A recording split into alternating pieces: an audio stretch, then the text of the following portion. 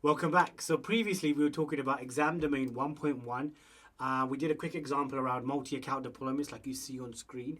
But the question I have is how do you actually connect these VPCs across accounts together? For example, most likely your external connectivity from on-prem to AWS is going to be coming into shared. So your VPN or your direct connection is going to be coming into shared, right? So how do we actually connect dev to shared? So one of the ways we can actually go about doing that is by using VPC peering. So let's start to draw this in. So I'm going to draw a line right from here to dev. So we have our VPC peering connection going this way.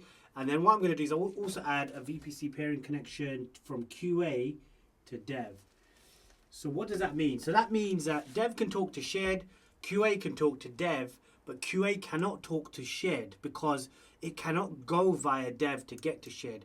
And that's because VPC peering is not transitive.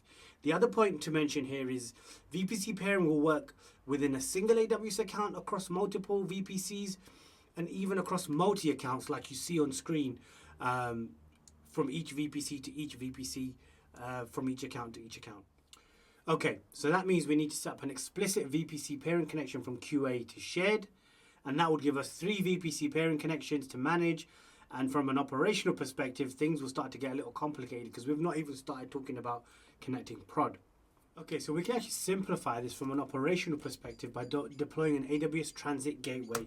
And we're going to do that in our shared account. And this is because this is where all of our external connectivity, so direct connect, VPN, is all coming in here. And it makes sense, so we're going to do that. And then I've also connected up dev, as you can see, and the transit gateway is now in place. And what I'll do next is actually connect up production. So we'll just take our time, draw that line straight into prod, and then we'll draw a line straight into QA right here. So now our VPCs are connected to our transit gateway. They can actually communicate with each other and shared.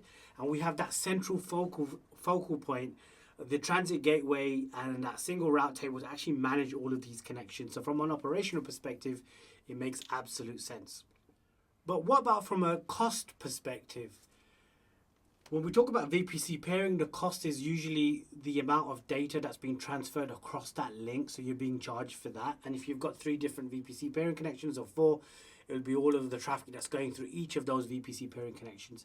For a transit gateway, things are a little different. So you are being billed for the data that's being that's going through the transit gateway itself, but you're also being billed for each attachment. And what that means is you're being billed for this attachment and this attachment per hour per attachment.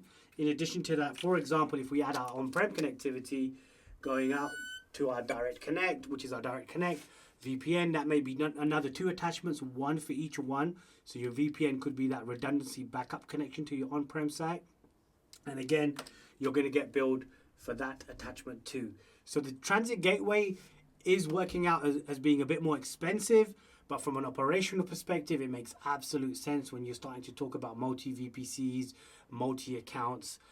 It just, from an operational perspective, it just simplifies all of that for you.